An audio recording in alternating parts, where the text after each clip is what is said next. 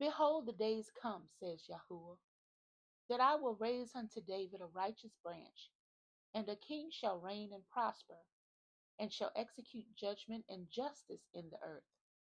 In his days Yahudah shall be saved, and Yasharel shall dwell safely.